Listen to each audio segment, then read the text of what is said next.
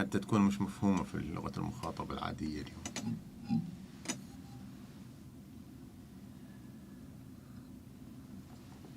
يعني هو لأنه كاتبها مرة مثلا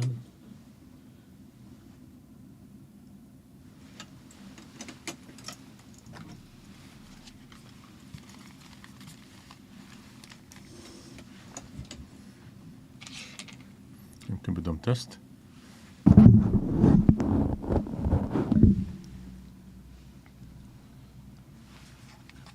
ما سامع شيء. أنا سامع شيء أنت؟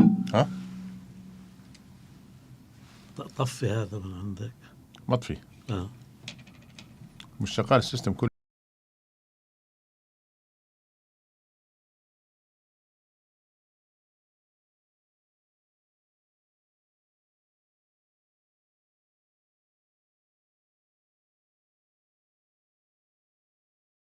Morning to you all and welcome.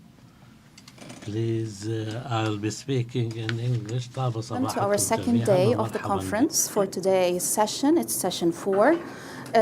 Our session today is entitled Transformations of Thought and Culture in the Arab and Islamic Worlds, Historical and Comparative Approaches.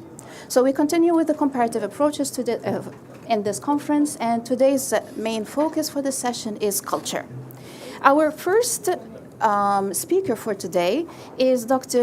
Jamil Aydin, and Dr. Jamil Aydin is Professor of Global History at the University of North Carolina and at Chapel Hill's Department of History. He received his PhD from Harvard University in 2002, and his recent publications include The Politics of Anti-Westernism in Asia and The Idea of the Muslim World, A Global Intellectual History by Harvard University Press, and the chapter Regions and Empires in the Political History of the World, 1750 to 1924, in an Emerging Modern World by Harvard also University Press. We welcome Dr. Jamil Aydin, and the title of his paper is Reunited by the Shared Problem Space, the Transformation of Turkish, Iranian, and Arab Intellectual Exchanges and Positions Regarding Civilization Over a Century, 1870 to 1970. Welcome, Dr. Jamil, and the floor is yours. Thank you. Thank you. Thank you, Hiba. I think we have, how many minutes do we have? We have 20 minutes. 20 minutes, okay. It's a pleasure to be here. Thank you, Elizabeth, and the organizers and the hosts. What I thought I should do here is to present an overview of about 100 years of relationship among Turkish, Iranian, and Arab intellectuals. And the plot will be simple, that we will have a first stage where, as I show you in the map, in the 19th century, because of the nature of Eurocentric imperial globalization, there is an intensification of intellectual exchanges and a shared cooperation due to the problem of unequal relationship, colonialism, and racialization of Islam, which will lead to almost until 1920s, where they will achieve a big narrative of Islamic civilization and Islamic modernity. Then there will be a second stage where I will talk about how, with separation of Turkey from the Arab lands after a republic and Iran's reforms, there is slight divergence and different paths being pursued, which will then lead me to 1970s and 80s. There is a sort of a shared conversation reviving. But in that long durée process, there is an engaged debate on what is Islamic civilization, what is global modernity and enlightenment. And following Elizabeth's brilliantly written guide for this conference, I will also talk about missed opportunities, achievements, and what could have happened if there were more intellectual dialogue among these three groups. First point I want to highlight is that in the late 19th century, we see the regionalization of the world together with globalization, as you see in the map, and the emergence of the idea of the Muslim world and Islamic civilization. And I want to note that this imagination of an Islamic world, Asia and the West, did not precede European globalization or idea of Europe or idea of enlightenment. It was co-constituted by it. In fact, previous to this map, many of the Muslim societies lived under empire in very cosmopolitan societies. Obviously, they had intellectual exchanges, but the intensity and the actual product of intellectual exchanges will increase in the late 19th century. So the irony is that the Western hegemony in the world actually created closer links among Asian societies, African societies, Muslim societies, and among those three, right? That's the nature that will lead us to Bandung Conference and Afro-Asian internationalism. In the first stage of this Arab, Turkish,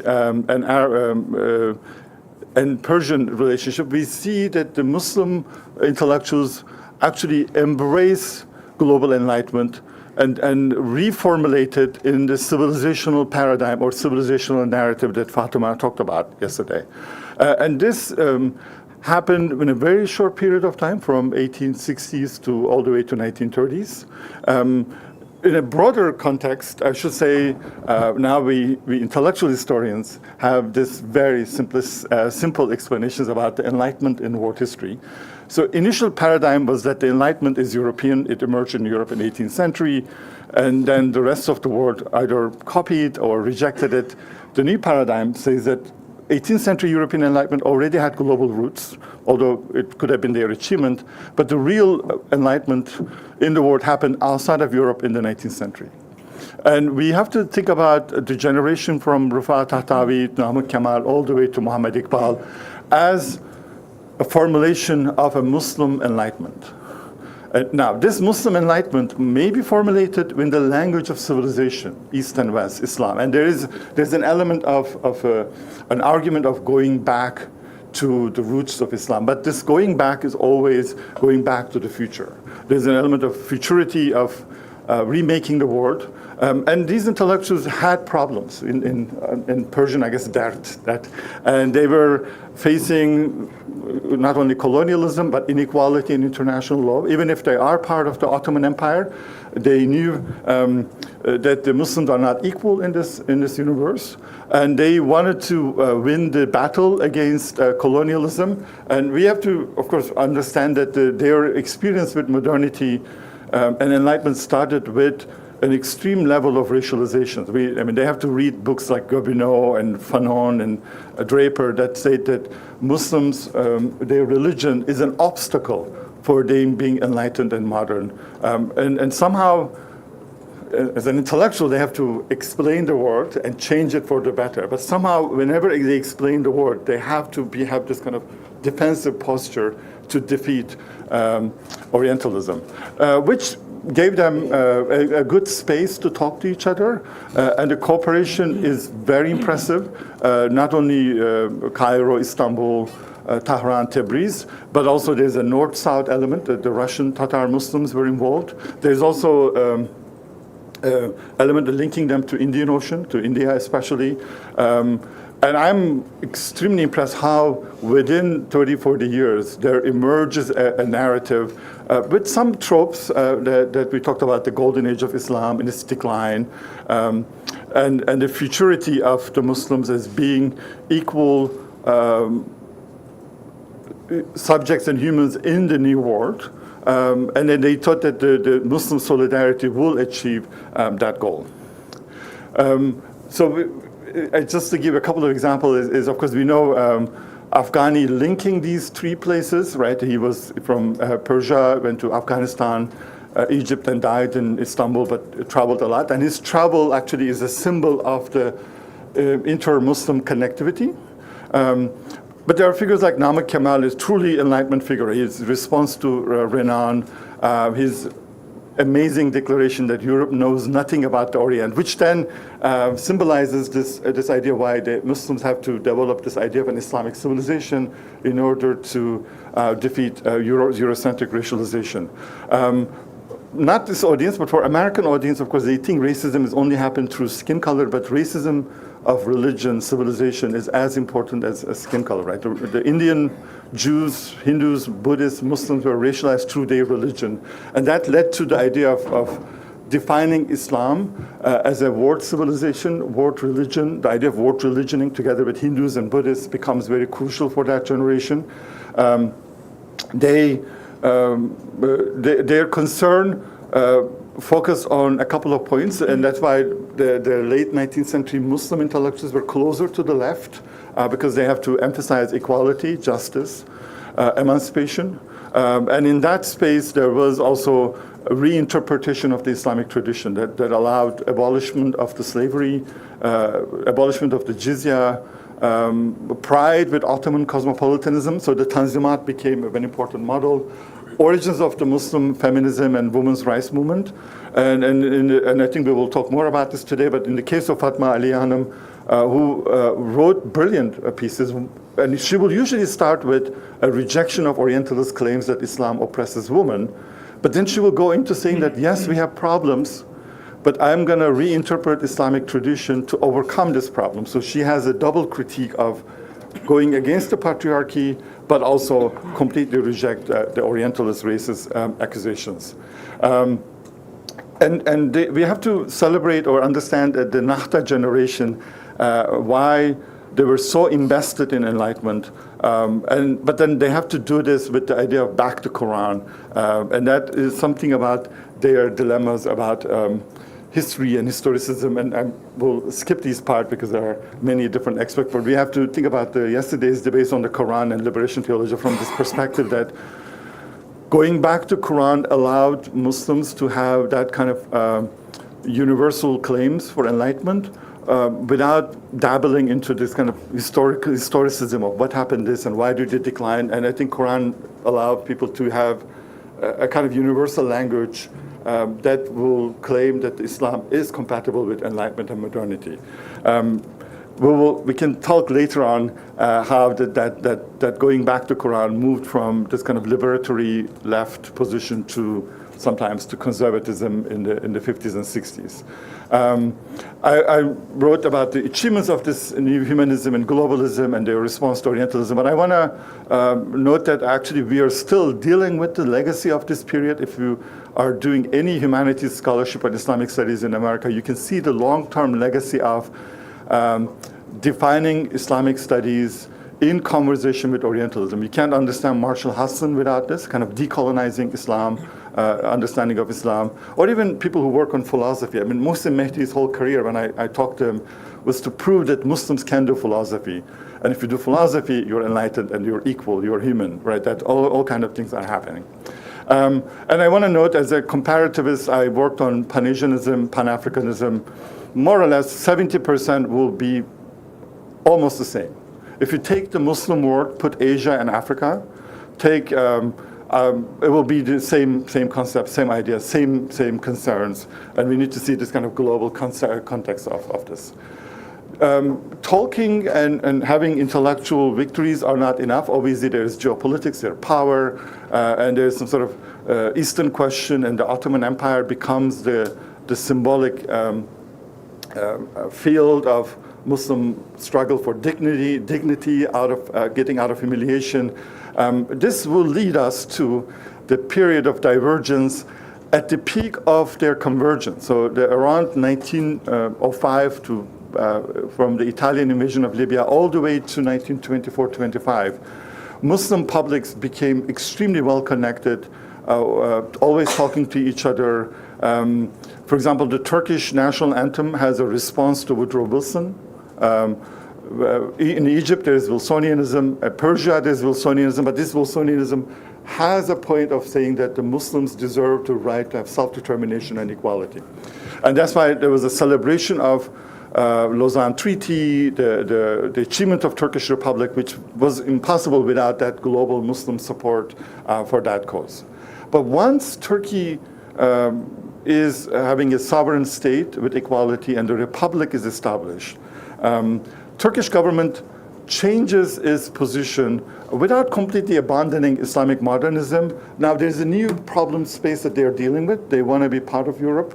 And they can make that Europeanness claim. And yesterday we talked in the Alphabet Revolution, it's a kind of a shortcut to avoid racialization, to say that I can be the honorary white. I can look like you. If I'm less Muslim, then you will hate me less. It's much more complex, but in some ways, the Republican reforms ended up changing the kind of Turkey's position in there. And there's a conversation between Turkey and Persia about this, and they distance themselves a little bit from the Arab lands who were colonized. In fact, we can see that the scramble for Africa was extended to the Arab Middle East, and the Arab lands were colonized after Woodrow Wilson, and they had more of a problem of thinking about third world solidarity.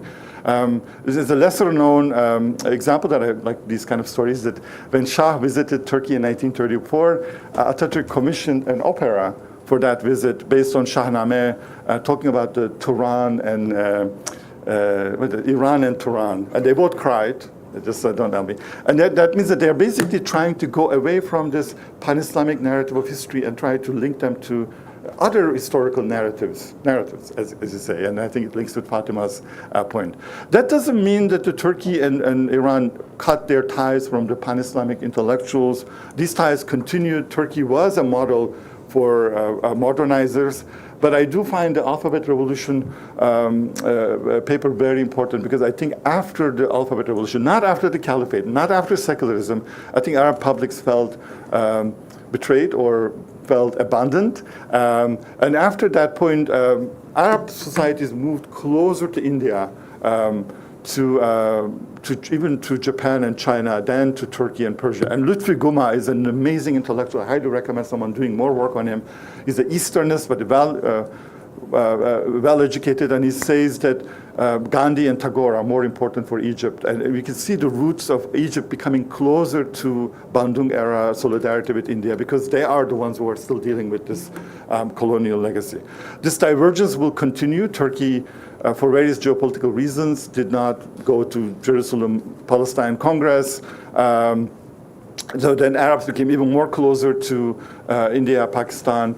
And that's when World War II ends and the Bandung Conference starts.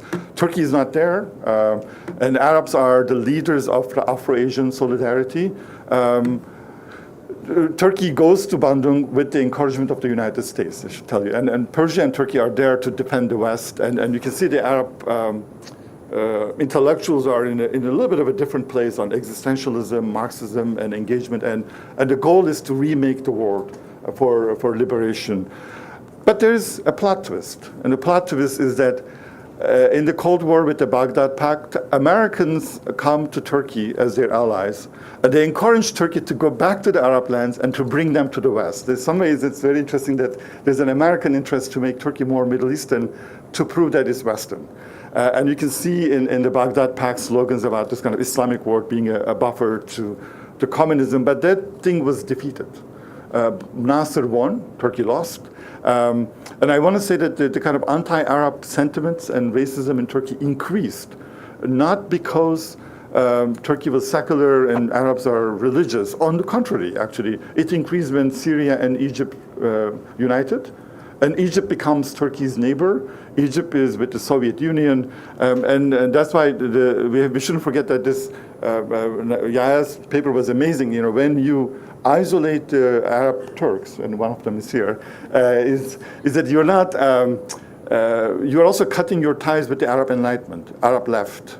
And that conversation becomes weaker. And that's always, we have to forget that the Alphabet Revolution and the ties being cut with the Arab world has huge consequences for Turkey. To associate Arab intellectuals only with Islam and conservatism is racializing them too, right? That's not true. So the reconvergence, how did that happen? So after this divergence, around the 70s and 80s, in all these three societies, there is an interest to begin to talk to each other in the moment of the crisis of post-colonial nation states, and this moment of thinking about the new conditions of the Muslims. And Palestine question is at the center. Algeria question is there too. There's a realization that the nation state did not redeem the Muslims from its humiliation. Ajz continues, tahkir, as Nasser will say. Nation states were supposed to save Muslims, but they didn't. And there's also the questioning of the modernity. And in that context, The generation that comes in the 60s and 70s had this thing that we decolonize ourselves politically, we should also decolonize ourselves intellectually. And the Arab Marxists get interested in Ibn Khaldun because they think Marx is not enough to understand their problem. There's a question of going back to authentic roots, not because they're conservative, as people know that Jalal Ahmed is not that kind of a conservative person, going back to our roots to offer a more authentic response to the crisis of modernity and the unequal conditions. Now, even in that moment, where there is some sort of a space opens up for conversations among people who are critical of Westernism, connection to Europe are still crucial. Every intellectual who I studied, who are talking about going back to authentic Islamic roots, to create an authentic modernity. It's still very Hegelian. The future is going to be enlightened and free. They have some sort of a French connection. Raymond Roland, Jamil Meric is reading Raymond Roland. René Guénon is absolutely crucial in the story. That kind of his paradigm is that emulation of the West, taqlid, was a mistake. Don't emulate, go back to your roots is important. Now, initially, Easterners thought that he's extremist, even when he went to Egypt. Egyptian intellectuals said that, look, René, we like you, but we need to modernize, right? Guénon said, don't even modernize, like reject West completely. But then this paradigm is going to become important, and the conversations will increase. Turks will regret, they realize that they could never be white and Western. I find it funny that when in Cyprus question, when they realized that there's a block against Turkey, they went to Muhammad Ali to get his support, and he did support Turkey. After 50 years of struggle to prove white, and they went to an African American for publicity. But we're going to skip something. So what happens after the Iranian Revolution is that these three intellectual public spheres then began to be more activated to think about their global conditions in response to kind of re-racialization of Arabs and the Muslims that then began to affect the Iranians and the Turks. And then there is a new language of civilization in response to Bernard Lewis type or Sam Huntington type people, which lead them, all of them, to have this kind of alliance of civilization, of dialogue of civilization.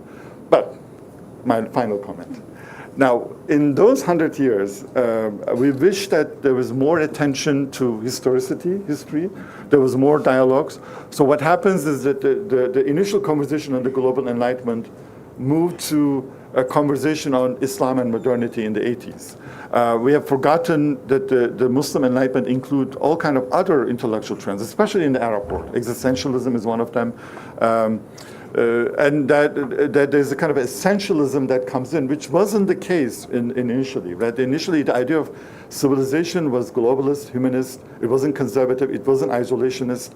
And I see a danger in the clash of civilization and alliance of civilization, not to know this history that Tabayyun is asking us to learn. That there is a history, 100-year history of the idea of civilization itself, and then being trapped by reducing all the conversations to Islam and the civilization. So this project is very important, and I think it can help us to understand where we are, and I hope it will continue. I will stop here so that we can discuss later on. Thank you. Thank you for this very enlightening talk, Dr. Jamil. And we move on to our next speaker. We have with us Mohammed Noor Kaplan.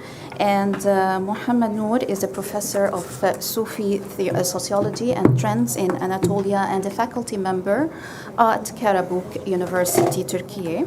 He obtained his PhD in 2021 and previously worked at several Turkish public universities and research centers.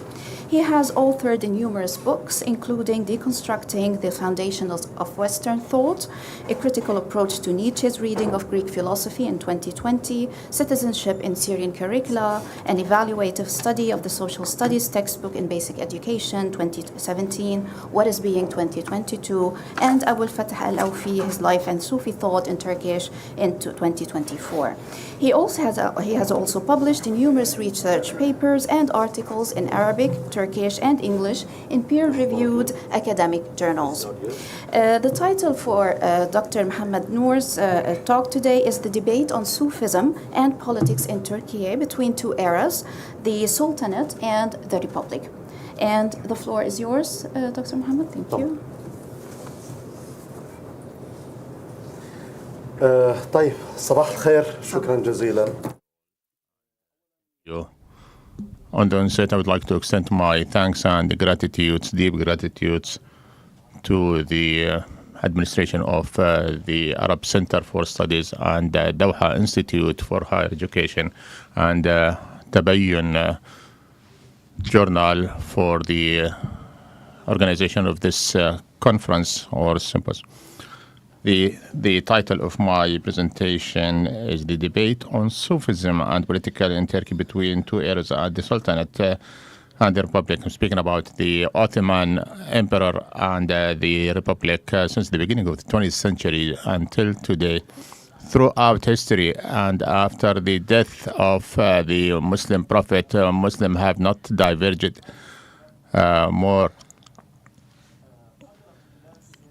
They have not been divided more than the topic of ruling and politics. This is the more problematic issue which has witnessed fighting. Blood was shed on the altar of this debate. This is a political issue that left its impact even at the intellectual level. It was present in the jurisprudence and the fiqh and the schools of thoughts and Sufism and even in the Islamic philosophy.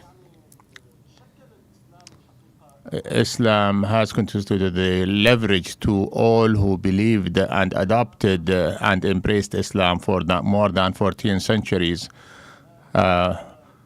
Kingdoms and sultanates have been established throughout these years. And if we take the approach of Ibn Khaldun in his introduction to understand the correlation or the link between Sufism and politics or the religion and politics, Ibn Khaldun says about tribalism. He says that for the state to be established, it has to have tribal roots. However, these tribal roots will not succeed unless there is a religious dimension. So he speaks about these two dimensions. As we have witnessed in the Islamic history, there were changes in the tribalism, especially with the transformation of the ruling system from the Caliphate to the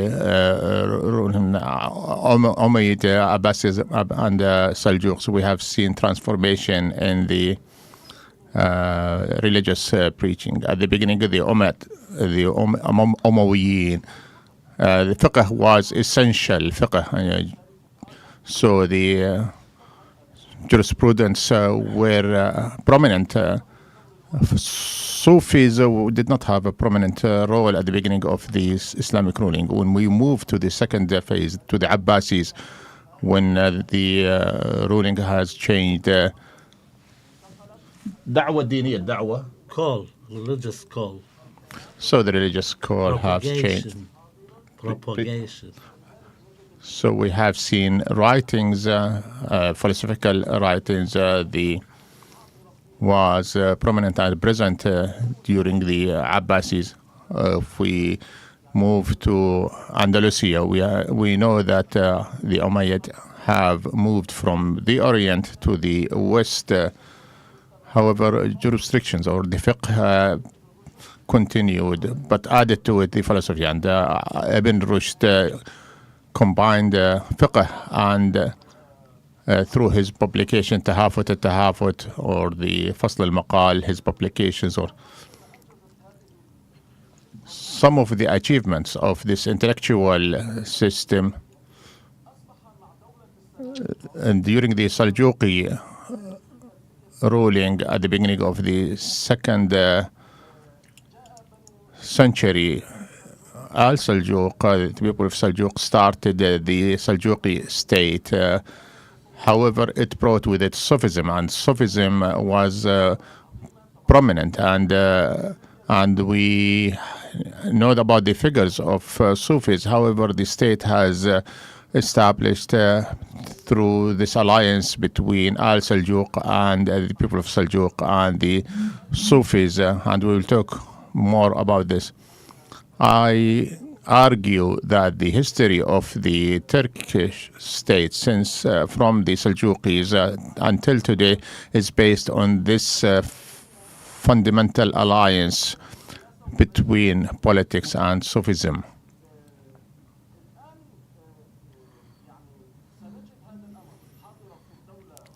This exists in the Seljuki state and the Ottoman Empire and in the contemporary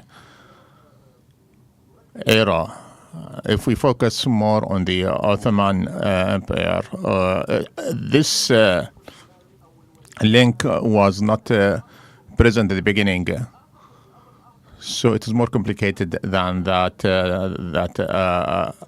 The state needs a religious, and the Sufis have built the initiary, or the is based on the Baktashi belief. So the Baktashi has established and formed the Ottomani emperor that adopted this doctrine or the belief. And in every military camp there was a sheikh or mufti.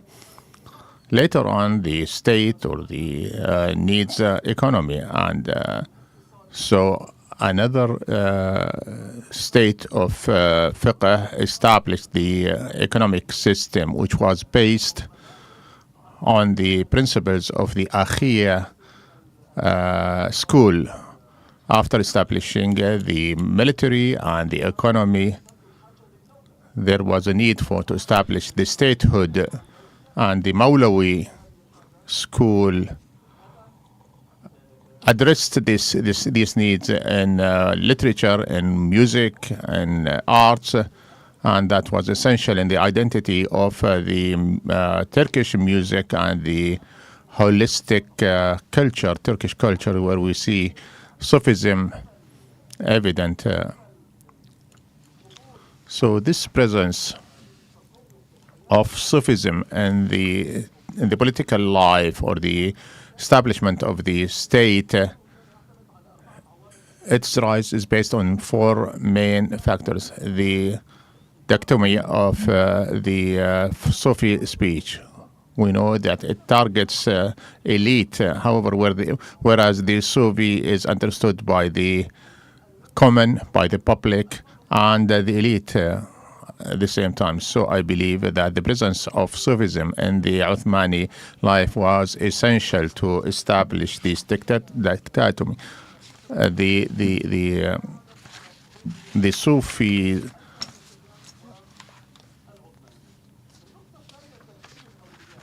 also the reverence of the awliya, the non-Arabs. For non-Arabs, we know that Turkish marriage between Islam and Tasawwuf. So Sufism, through Sufism, they understood Islam. So the wali was presence in their conscious, and he was revered and respected, especially in Central Asia and in Anatolia. Also, the authority took advantage of tolerance and openism and this contributed to accept the religious legitimacy for the rulers. Also, the most important factor among these four is to overcome the fiqh dilemma, the jurisdiction that says that the Khalifa must be from an Arab origin and must be from Quraysh tribe. So overcoming this dilemma, it was important to climb towards Sufism, because Sufis are more tolerant and they do believe that there is a spiritual link with the Prophet, peace be upon him, and one of his companions. So each Sufi method is linked to Abu Bakr or Umar or other prominent Sahabas. This continues until the beginning of the 20th century with the creation of the Turkish Republic. During the Western occupation or colonization of Turkey, there were relations between Mustafa Kemal Ataturk and the Sufi scholars, and I have seen the letters exchanged between Mustafa Kemal Ataturk and some of the Sufi figures in the Orient, and where he sought their help to expel the occupiers. With the establishment and the creation of the Republic in 1925, the Republic issued a declaration to end this historical alliance that extended for more than 9 centuries. We no longer need the Sufis who impedes our march toward modernity. The paradox here that the Sufis who have helped in the creation of the Seljuqi, where the ruler went to the top of the Hamadan and he seek the religious legitimacy from Baba Ayyan, and he gave him his ring, and he says that I handed you the ruling of the world. And also the Uthmani Emperor Adab Ali, Sheikh Adab Ali,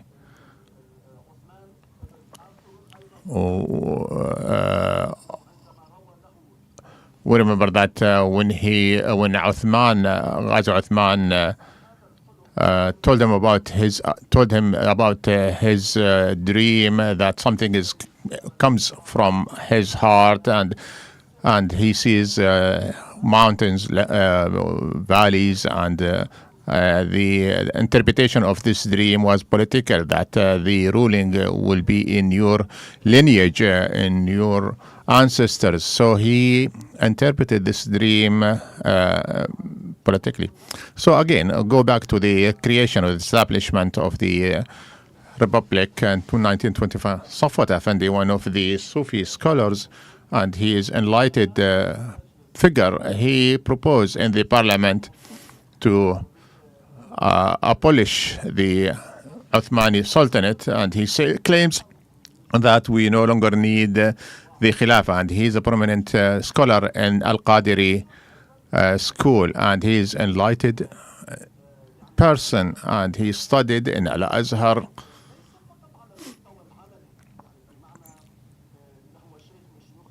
He was one of the Qadiri method sheikh, and he has writings and also translated a number of scripts from from Arabic to Arab. With the creation of this secularism, this link has been abolished and nullified. Some of the Sufis have no choice but to succumb to the reality. Some sheikh migrated, like the Naqshbandiya, went to Syria and to Egypt and Lebanon. This continues until the 50s of the 20th century, where an alliance started to emerge between the Democratic Party and the Sufis. However, this was not evident, and the 50s end after the killing of Adnan Mandaris, so this marginalized the Sufis. So they started to think about a greater role in the political life. At that time, we no longer have methods, but groups. Sufi in Iskandar Pasha Mosque in Istanbul, Sheikh Muhammad Zahid Gutko is received two political figures. They were not politicians at that time. However, they were Najmuddin Arbakan and Turgut Özal, So we know that those two figures will have a prominent political role in the future. So and during this period, there were preparations for the Sufis to be involved in the political life through those two political figures.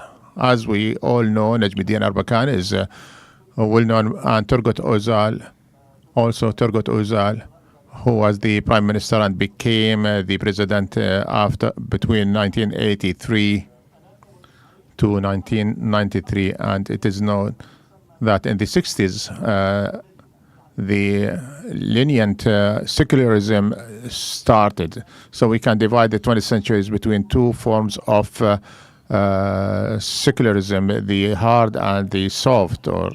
So if we want to understand this experience, I can read it in the prism of three thoughts. The first one is the suspicious politician. And these three, during the Seljuqis and the Ottomans and the Republic, politicians is always seek the to role. We remember that he went to Hamadan and asked the Sheikh his blessing, and Uthman went to Sheikh Adab Ali. He married his daughter to him, and Najmuddin Arbakan and Turgut Özal went to Sheikh Muhammad Zahid to seek his blessing and support. The second idea is the political sheikh, and this is different from the Sufis in the Arab context. In the Arab context, the Sufis are also always isolated from the political atmosphere. Baba Tahir al-Aryan, he speaks about justice and ihsan. So I give you the legitimacy. However, it is linked to conditions. So the Sufis occupied a very important role during the Seljuqi and even during the Uthmani Empire. Those sheikhs, the sheikhs has political importance, and in essence, they have created the Uthmani Emperor. And during the Republic, and until now, we know the prominent role of the Sufi groups and Sufi figures. Of course, with the changes of their roles and the formation of expression or manifestation, of Sufism. So, firstly, the politicians and the political sheikh or wali. Thirdly, the identity of the Turkish state is always linked between the Taqiyya and the Sarai. The Sarai is a Turkish word, and even in the Arabic culture, when we say Sarai, it is not a palace, and it is the center of ruling. And in Syria, we call the government Sarai. So politicians would go to the Takayas or and Sufi sheikhs would go to the palace. In Turkey, during the Republic, it is still called Sarai, the center of ruling. In 2019, and after the transformation of the political system in Turkey from parliamentarian to presidential, this concept has also changed, and we no longer say the presidential palace, or they say kulliya or college, because of the architecture of this palace, which is derived from the Seljuqi and Uthmani. Takaya. Corner. Sufi Corner. Huh? Sufi Corner. So it is resembles the Sufi corners or the so this is an open central area. So if the Kuliya, it has a mosque and it's open to the public. This is a simple of the new experience of Turkey that highlights the emergence of tradition and modernity, and the new republic is devoted to its tradition and can benefit from the political modernity, and so this ruling place is open to everybody. In conclusion, Sufism was essential in the enlightenment of the people in Anatolia and in their intellectual thoughts. Sufism was dominant. So in this millennia, we see the manifestations of Sufism in the intellect of the people there and in their social castes, the moral and ethical values, and even the architecture, it is present. And some people who are not necessarily religious, but the Sufi touch is present among those people, and this is firm and fundamental among them. So we can argue that Sufism is a fundamental pillar or cornerstone of the political experience of Turkey throughout the history, going back to the Seljuqis, reaching the modern form of ruling the new republic. Thank you. Thank you, Dr. Muhammad Noor, for your presentation.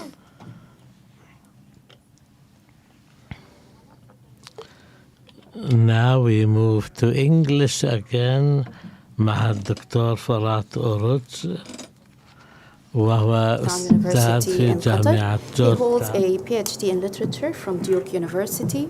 His publications include Rewriting the Legacy of the Turkish Exile, of Comparative Literature, Nationalism and Philology in Turkey, 1933 to 1946, Journal of World Literature, and Translated Humanism and the Making of Modern Turkey, the Routledge Handbook on Turkish Literature. He also contributed to Global Histories and Practices of Islamophobia with a chapter titled Islam as Founding Fear, Turkish National Humanism and the Muslim Orient. His current work examines how national humanism has been articulated through literary and intellectual discourses to shape national imaginaries in the region. Dr. Firat's title today for his paper is Secular Phobias, Islam, National Humanism, and the Politics of Cultural Revolution in Turkey. As usual, 20 minutes, and the floor is yours. Thank you. Is it working fine? Yes. Okay. Thank you. It's a great pleasure to be here.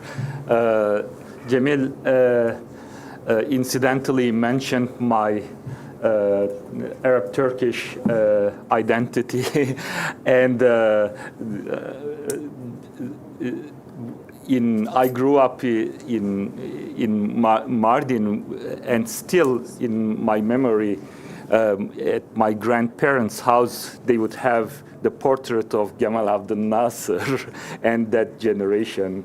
As well as Mohammed Noor referring to the Naqshbandi relocation to Syria, and in Mardin they still follow the Al-Ghaznavi, the Naqshbandi sheikhs in Syria. So there are these connections, which I also hope to explore in my initial plans for this conference.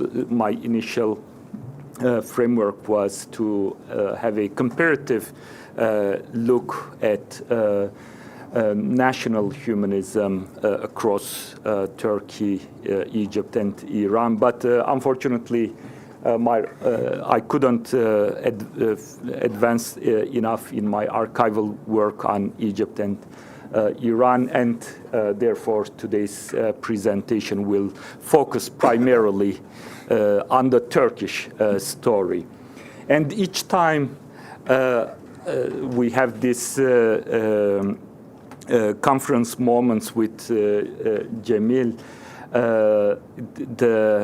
the fascinating and pluralistic histories that he tells, especially as they take place in the 19th century, and you have different versions of that later on. I feel that my focus is more on what you described as the this era of divergence or even closure, right? And that's the 1930s, 40s, particularly as you suggested, we in the post-Republican era, during the interwar years. There seems to be kind of a closure, especially on the Turkish intellectuals. But then I think there is still room for comparison in the sense that although they don't talk to each other, they go and read the same sort of set of books, and they in terms of the formulations that they come up under the new nation-state systems, I think they also resonate, although they don't, interact with one another.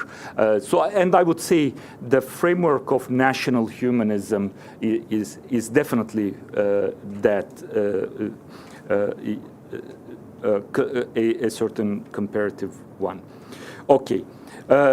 But as I said, today I would like to share a part of this larger research project and focus more on the ideological foundations of national humanism in the early Turkish Republic and its entanglement with the anxieties of post-imperial identity formation. My main argument, the main argument that I would like to advance is that the Kemalist cultural revolution, often heralded as a rational, secular, and humanist modernization project, was in fact underpinned by a profound phobia, an internalized fear of Islam that animated its vision of civilization, progress, and cultural reform. I call this phenomenon secular phobia, a constitutive anxiety within the discourse of national humanism in Turkey, which sought to override the Ottoman Islamic inheritance with a selectively appropriated, translated Western canon. Through a psychoanalytic lens, we might say that Islam became the phobic object, something both internal and alien, familiar, and threatening. The verdict was that it had to be overcome for the modern Turkish national self to be remade. Jacques Derrida, in his deconstructive reading of Fichte's addresses to the German nation, notes that nationalism never presents itself as a mere particularism. It postures as a universal philosophical model. Nationalism, he suggests, imagines its community not as one among many, but as the exemplary bearer of high universal values and the destined endpoint of humanity. Every act of national self-affirmation thus claims to echo the call of the universal. In this formulation, no cultural identity positions itself as singular, opaque, or untranslatable. Instead, each insists on being a singular inscription of the universal, a unique testimony to human essence. To make itself, in that regard, legible to the world, nationalism turns to humanism. This allows it to imagine the perfect alignment of national particularity and human universality. National humanism thus becomes a project of translatability, positing the nation as both origin and destination of humanity. Yet, as Derrida warns, this formulation is always paradoxical. National humanism often slides into ethnocentrism, exceptionalism, and exclusion. And in the case of Turkey, despite ideological differences, the Republican elite converged on this very ideal of national humanism. They envisioned a perfect equivalence between millileşmek, becoming a nation, and insanileşmek, becoming human. To be Turkish was to be human, and to be human was to embody the values of secular reason. Islam, in that framework, was seen as the excluded term, untranslatable and anti-humanist. In the imagined harmony of the universal and the particular, Islam was cast not as part of the national spirit, but as its principal internal medicalized threat. Religious expression was frequently pathologized in public discourse as a form of collective hysteria or mass delusion. The founding of the Turkish Republic in 1923 was in many ways a paradigmatic instance of how post-imperial Muslim societies internalized the Orientalist gaze in their efforts to modernize. The Kemalist movement diagnosed the Ottoman collapse as a symptom of civilizational belatedness, and Islam was positioned as the culprit of that historical stagnation. I therefore invite us to consider the founding of the Turkish Republic as a paradigmatic case for how colonial trauma and Orientalist discourses generated internalized Islamophobia in Muslim-majority countries. The Republican elite perceived Islam not only as outdated, but as a psychological pathology. In Freudian terms, Islam was imagined as the agent of castration, the force that rendered the Turkish subject incapable, passive, dependent, and so on. To overcome this perceived trauma, the new Turkey had to perform a civilizational escape. Phobos in Greek means escape or flight from, right? So it had to perform a civilizational escape, a phobos from the Muslim Orient. This phobic flight took the form of tebdili medeniyet, or a deliberate change of civilizational identity. The aim was to reorient Turkey away from the Islamic East and toward the secular West, as the story is quite familiar to all of us. This radical reorientation was spearheaded by a cultural revolution in which European humanism and Turkish nationalism would join forces. At the heart of this revolution was the vision of national humanism, or Türk Hümanizması, which promised a new unified soul for the nation. Muzaffer Sherif, Turkey's first social psychologist, for instance, echoed this vision by describing the revolutionary task as the purging of all residues of the past. The self, he argued, could only settle into harmony once it was fully immersed in new values. The rejection of the past also took on topographic terms. The deserts of Arabia, the steppes of Persia were cast as symbols, topographic symbols of superstition and stagnation. The future instead lay in the Hellenic blue Mediterranean, a space coded as enlightened, rational, and European. Now I would like to close up a bit on one of the prominent intellectuals of that discourse, Hilmi Ziya Ülken, a philosopher and professor and an influential intellectual of that time period, who became one of the most important articulators of what he called milli insanicilik, which is another way of translating the word national humanism into Turkish.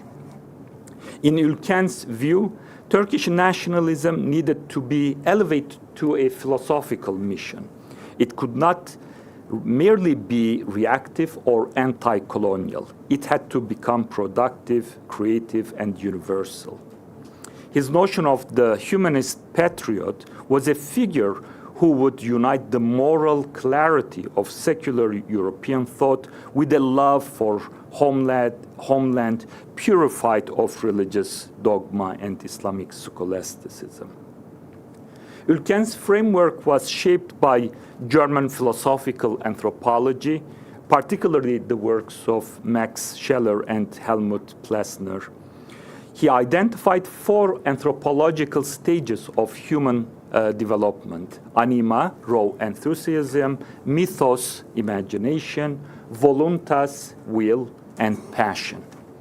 The Muslim East, according to Ülken, was stuck in the second stage, imprisoned in myth. The West represented will and passion, the drive toward freedom, creativity, and self-mastery. The Turkish Revolution, Ülken believed, was a chance to leap forward on this scale.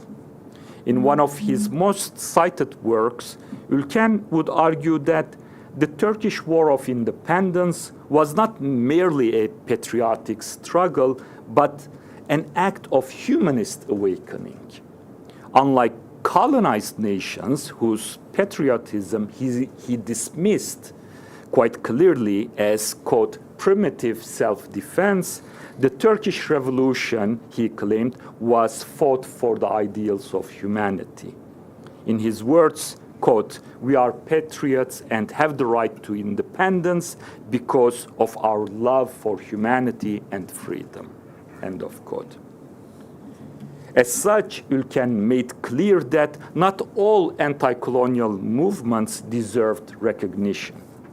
The patriotism of the, quote, Hottentots, referring to South Africa, he claimed, using the racist nomenclature of his time, lacked ethical clarity and universal resonance. Only Turkey, with its unique synthesis of Western thought and Eastern experience, could transform national struggle into humanist mission. This civilizational ascent in his mind was also spatial. The West was not a location, but a value, rationality, balance, discipline. The West, by contrast, was mysticism, excess, disorder. Right? Civilizations did not decline, he claimed. They transitioned from one center to another. The problem with the Ottoman Empire, in his opinion, was that it had become a closed culture. The goal of Kemalism was to open Turkish culture to the world by embracing Western humanism. And in that formulation, translation plays a particular role, or ascribed a particular role, right? Of course, translation in a specific direction, that's the translation of the Western canon, the philosophical and literary canon, right? And the translation of the Western canon was framed as therapeutic and intellectual treatment for the supposedly diseased body of the nation. This logic of cultural therapy reflects a certain ideological formation in which Islam is cast as the inner symptom of an illness from which the nation must be cured. The past encapsulated in Arabic, Persian, Ottoman literatures was seen as hollow and stagnant. A new canon had to be created. Right? And as such, Turkey had to rely on translated texts from the European humanist translation. And as such, they saw translation not merely as linguistic, but almost ontological. It was, in Talal Asad's words, a form of secular conversion. Right? To translate was to convert, to become human through European literature. Hasan Ali Yücel, the then Minister of Education and incidentally a prominent member of a Mevlevi family, launches his whipping translation campaign toward the end of the 1930s. I don't have time to get into the details of this massive translation project. But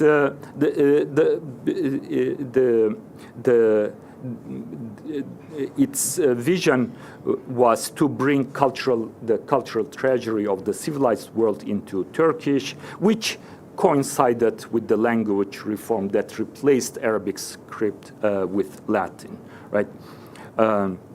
Cultural literacy, Yücel argued, was the defining trait of civilization, and the state had to take direct charge, mobilizing intellectuals to curate and disseminate appropriate text. Yet, this project was also deeply paternalistic and racialized. Writers such as Şevket Süreyya would compare Anatolian peasants to African tribes. The Kemalist intelligentsia saw themselves as explorers, bringing light to the Anatolian quote-unquote primitives. Despite populist rhetoric, the discourse on Anatolia in this translation and literacy campaign was saturated with tropes of primitivism. Right? So to conclude, the Kemalist cultural revolution was not merely a project of modernization. It was, at its core, a response to a phobic structure. As Freud and Lacan remind us, phobias erupt at moments of rupture and replacement or displacement. Right? Islam, for the founding Republican elite, was the phobic object, the suppressed yet haunting symbol of what had to be overcome. In this context, translation emerged not simply as a pedagogical tool, but as a cultural psychological cure. Through translation, they thought the nation would cleanse itself of the past, overwrite its Islamic script, and inscribe itself anew in the language of Western humanism. But this wasn't a neutral or even natural process. It was disciplinary, selective, and anxious. Turkish national humanism did not extend universal recognition, but demanded civilizational conversion. It offered no room for ambivalence. In this sense, Turkey's secular humanism, do we have time or should I? Okay, good. And I would say that by historicizing this particular moment, we can better understand how secularism and humanism have been mobilized in non-Western contexts, not simply as liberatory forces, but also as mechanisms of erasure, discipline, and cultural cleansing. In the case of modern Turkey, secular phobia masked itself in the language of humanism. In this sense, national humanism was not only a pedagogical project, but also a cultural substitute theology, a set of beliefs and rituals designed to replace the religious foundations of the Ottoman polity with a new secular mythology. This mythology promised modernity, but only through oblivion. Thank you.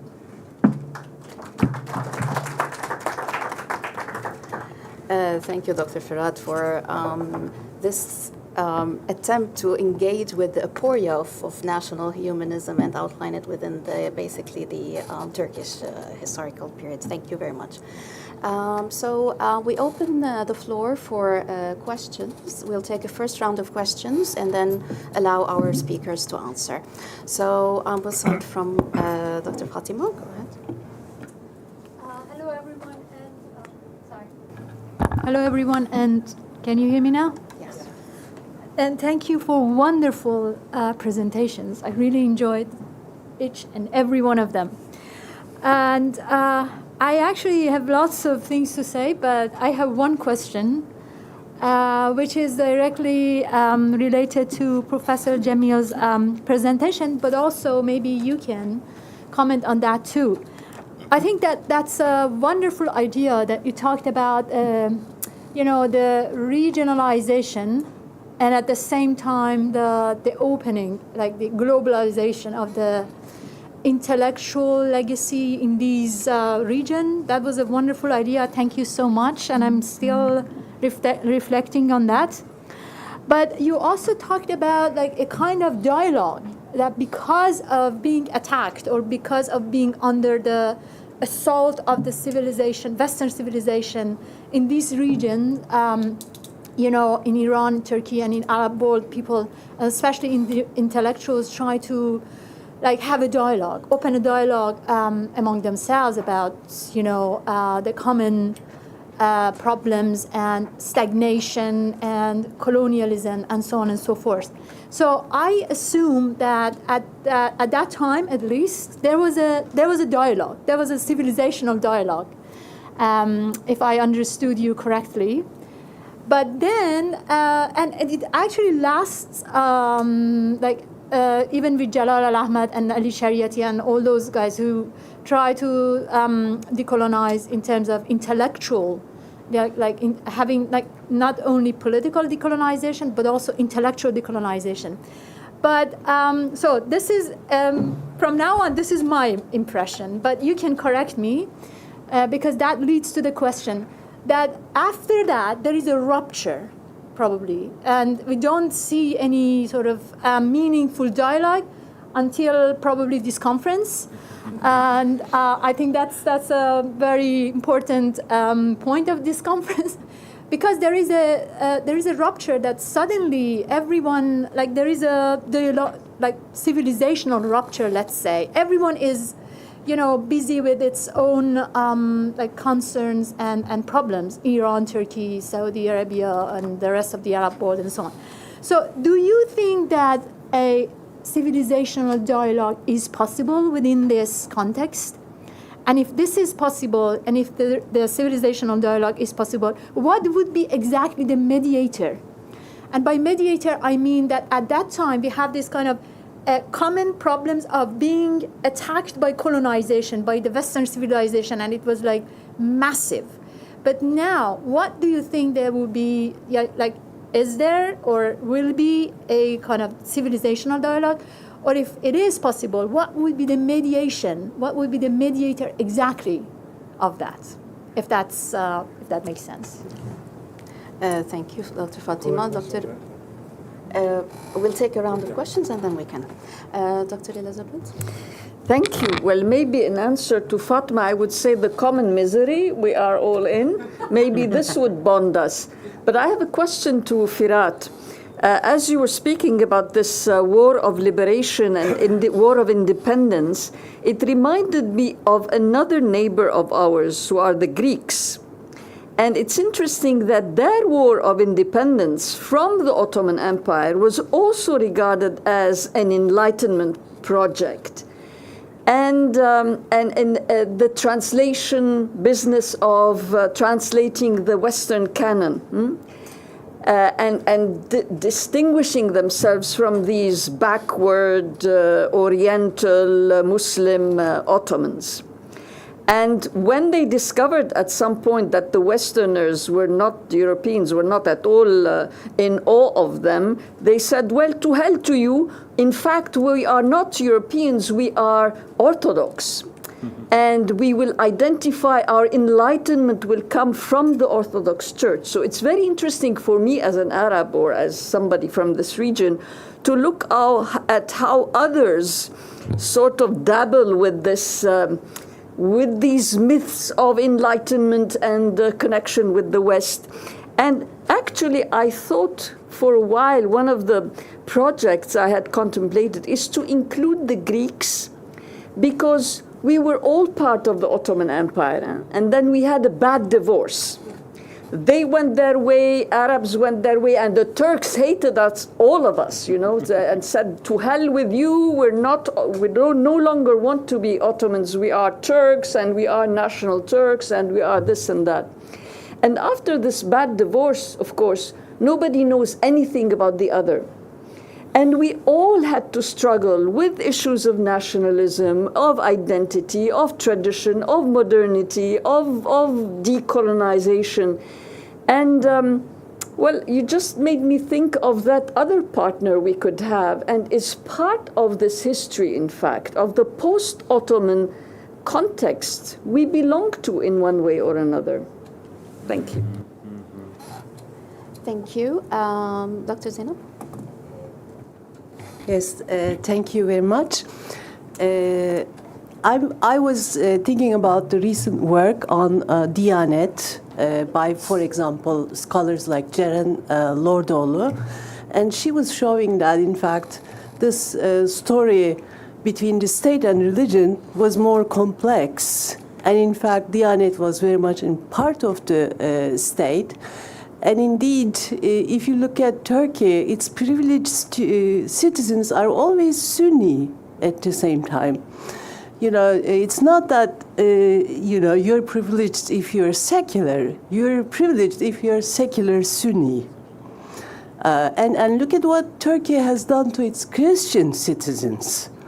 While the Turkish humanism was on the rise in the intellectual scene, we see the expelling of Greeks, for example, right? And the transfer of capital from the Greeks to Sunni citizens. So is this story a correct story, that Muslim people have always been oppressed and suppressed and controlled? No, in fact, the state has always empowered them. So we'll take one more question, and then we'll leave the floor. Dr. Matri. Yeah, thank you for three very exciting, really excellent presentation.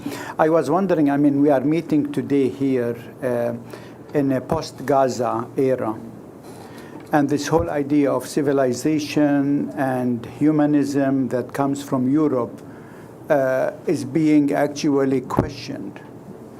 So is this, can we see that what's happening today, say, in American universities in the post-Gaza era is changing the debate in Turkey, in Iran, in the Arab world? I mean, is this a rapture moment, to put it in a different way?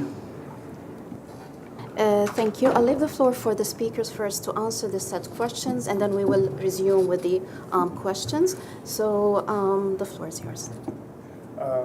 Maybe I'll start with the last one. Last question, sorry. Yeah, the key term civilization also came back. So there's an interesting moment that this term that emerged only in 1830s after, I guess, now 200 years, is now more valid. You know, both China and India claim to be the kind of civilizational state. And it then all depends on what meanings people attribute, what kind of politics it had. So during the Greek War of Independence, one of the initial Ottoman response to the Greek revolt was to use Ibn Khaldun for analysis. And according to Ibn Khaldun, Ottomans are losing because they are too civilized. And the Greeks are close to barbaric Bedawi roots, so they carry weapons. There are all these recommendations to tell the Turks to carry weapons and be Bedawi, and it doesn't work. But then immediately the paradigm changes by 1840, so the Ottoman elites decide to learn lessons from this and then adopt this idea of a linear progress of civilization. And then they get to, even around World War I, this idea of Western civilization is highly questioned. Actually, the part of the poem that first two couplets became the Turkish national anthem, in the third one, civilization is described as an evil monster, because Europe and Greece was invading Turkey in the name of civilization. And there's this emotional reaction. In fact, on the way to Lausanne Treaty, actually, someone, Kazım Karabekir, we mentioned, said that maybe we should change this national anthem because Europeans always think that we are anti-civilization. And our national anthem is condemning civilization, right? They decide not to change it. But what I find in the kind of long trajectory, find it fascinating is that the initial model about your position in the world is to climb the ladder of civilization. If you believe, or if you pretend to believe that European colonial international order is relying on the idea of civilization, you do strategically this thing to tell the Europeans is that your ideas are good, but your practice are betraying the civilization. This Gandhi line, when they ask him, what do you think about Western civilization? The common thing is to say, well, it would be a good idea if Europeans are civilized. And they kept that hypocrisy charge, but at some point, in order to complement the European idea of civilization, they thought this idea of climbing the ladders and catching up is not enough, so they invented the idea of a civilizational harmony. So there are multiple civilizations, and then the Eastern civilization has moral values. And then when they say morality, they actually didn't mean conservatism. They meant like liberation theology, that in Hindu, Muslim, Chinese civilization will fix and repair and cure the Europeans from the immorality of racism and colonialism. And then the mission is to have an East-West synthesis to have this Hegelian, ultimate Hegelian goal of emancipation and a better world. So what is fascinating for example, in Turkey's case, Turkey over-politicized, in the Ottoman case. They were the ones who over-politicized the idea of an Islamic civilization and Islamic world. On the way to Lausanne, they went with these ideas. And with a strategic change, they kind of believe that it's very difficult to persuade the Europeans for a civilizational harmony, to prove that we can be Muslim and civilized. So they decided to do the jumping over the fence and convert, which at that time actually Greeks supported Turkey. So there's a moment where Venizelos and Atatürk are together, and I do think that it has something to do with Elizabeth too, that Ottoman Empire's collapse are also separated the Greeks from the Orthodox Christians, and that's why I need to think about many other dimensions of it. So I think only in that nationalism context, then every nation had to reinvent ethnicity and humanism.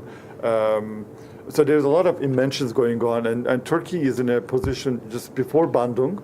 There's no other independent countries. They're alone, and they feel for their security and legitimacy, they have to be accepted by Europe. So that actually makes them internalize Orientalism, but there is a political goal to it. In some ways, these are the same people who declare jihad against the West, but then westernize for the notion of security and peace. I don't want to monopolize, but I think there's a lot to talk about. I think we are in a separate moment like that, but I think Gaza destroyed the idea of Western civilization. We need an alternative humanism and a new liberation theology. But I find a trap that we see with this moment of René Guénon and Garb Zedegi and Theosophy that is internalized by others is that the mode is to say that Europe failed and my civilization will be an alternative. And this was done by many Muslims. But Hindus, enough Chinese are doing it. Chinese Communist Party is saying that the Chinese civilization will be an alternative. In some ways, Europeans forced us there, so I should say. And I think that's what I meant by the trap, and that's the trap, right? When you have that moment that emulating the West was a mistake, you go back to your authentic roots, which means that Muslims have to be more Muslim and go back to Quran. So white Europeans are encouraging Muslims to go back to Quran is we have to think about it. And they did the same thing with others. What it does is that it makes us to be very critical and deny the 200 years of Tanzimat intellectual history, the Nahda. So Nahda is basically now seen as a betrayal. Like, why did you westernize too much? And I think what we need as a conversation is to reflect on these things and then not be trapped and create an intellectual solidarity. And I can talk more separately about how it can be. Like, maybe Qatar could be the new hub for us to do that. But there are many other ways we can talk to each other, and some of them through the mediation of Europe. Still, people, Muslims and Asians, met in Oxford and Cambridge or Harvard. That is other things. But I'm going to stop here and then our colleagues talk about it. And then I'll الحقيقة إشكالية يعني العلاقة بين التصوف والسياسة هي جزء من إشكالية العلاقة أصلا بين السياسة والدين. ويمكن أن نميز في هذا المجال بين ثلاث مواقف أساسية. أعتقد الموقف الأول هو الموقف المعارض، خاصة ما قبل الدولة السلجوقية. كان دائما يتميز موقف المتصوف بأنه موقف معارض للسلطة. أعدموا بسبب هذا الموقف وقطعت أوصالهم، ولذلك معروف مثلا السهروردي في حلب أو مثلا الحلاج. الموقف الثاني هو موقف اللامبالاة، وهو the second position is the indifference, and that was imminent in the Arab context. Those Sufis isolate themselves, however, they adopt an indifferent position in the Turkish context during the Seljuqis, Ottomans, and the contemporary era. This was present. So the concept of statehood cannot be understood unless we bring about this concept. So Sufis were behind the project of statehood since the second millennia until now, because we know that the Turkish tribes migrated since they migrated from Central Asia, Anatolia, to Khorasan. They are tribes. They reject the concept of statehood, and so even the Uthmani Empire,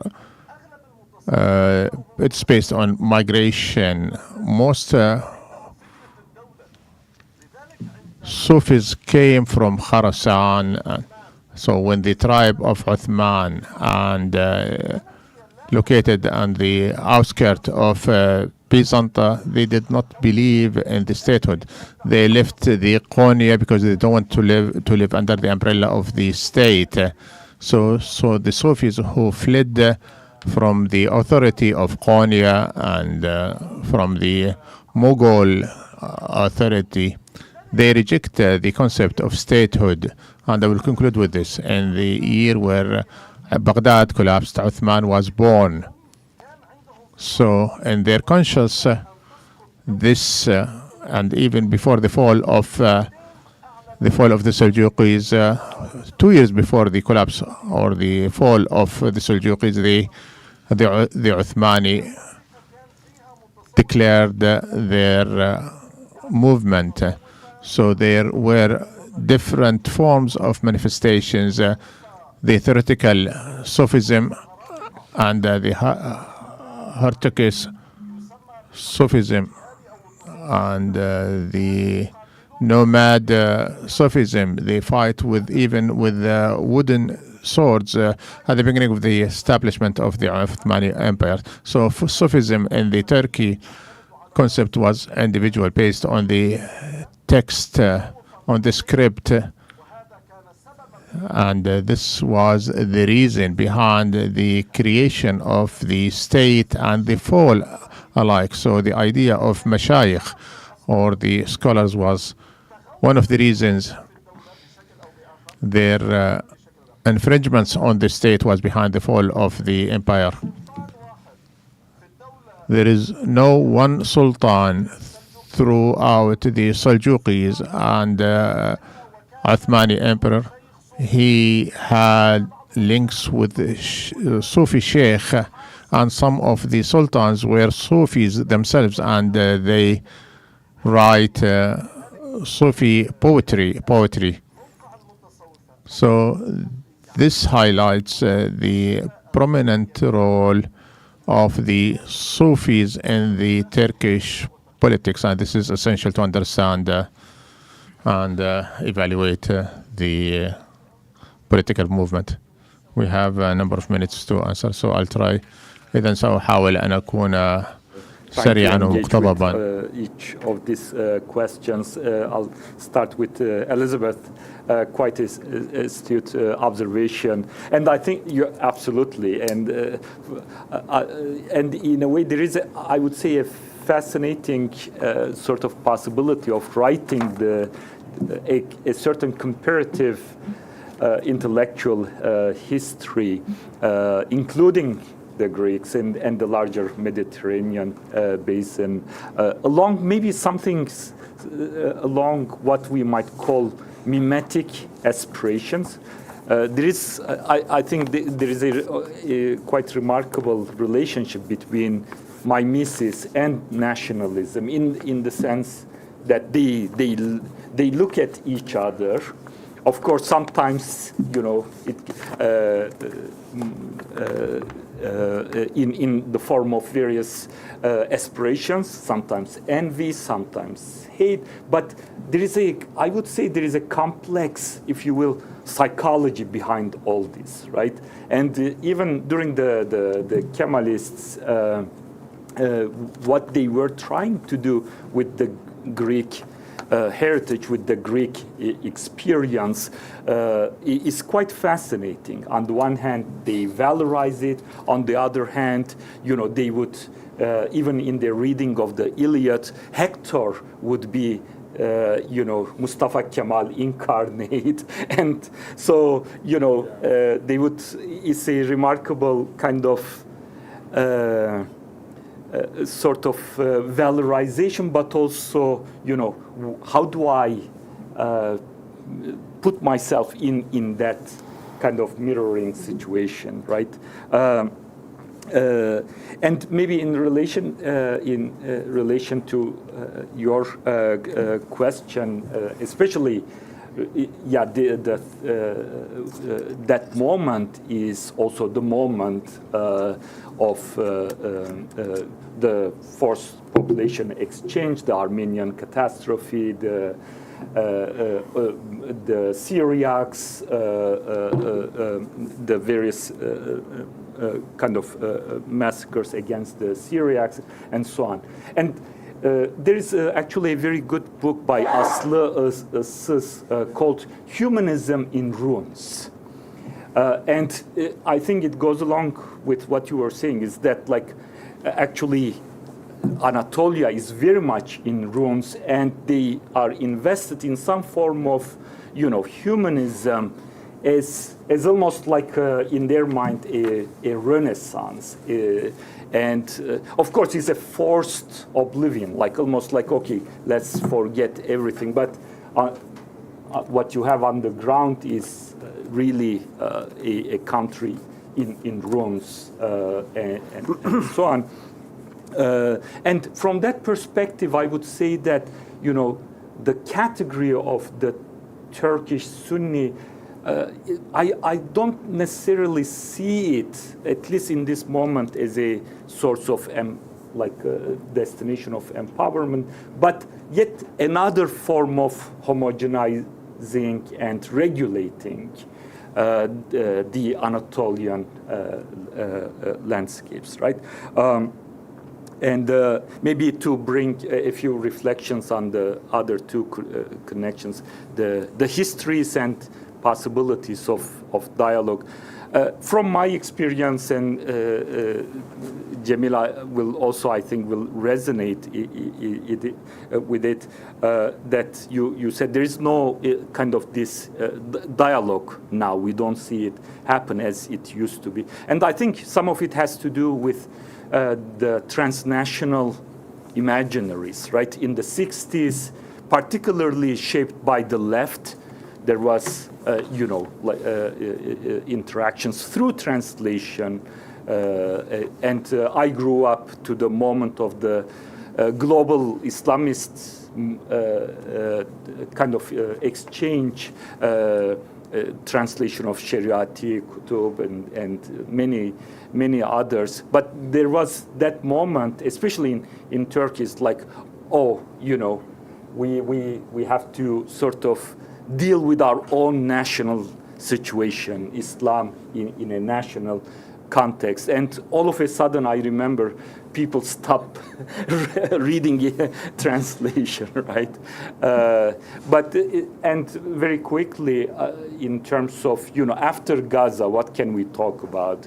I'm not sure if, the alliance of civilizations model that has been tried in the last 2 decades is the way to go. I think all of us are increasingly getting kind of suspicious or cynical or tired of it in terms of its efficacy. Sorry. No problem. Thank you very much, Dr. Firat. And basically, we're out of time, so I would like to invite all our audience also to continue this lively discussion. And we're going to be having a break, and we will reconvene at 11:30, inshallah. Okay. Thank you very much to this.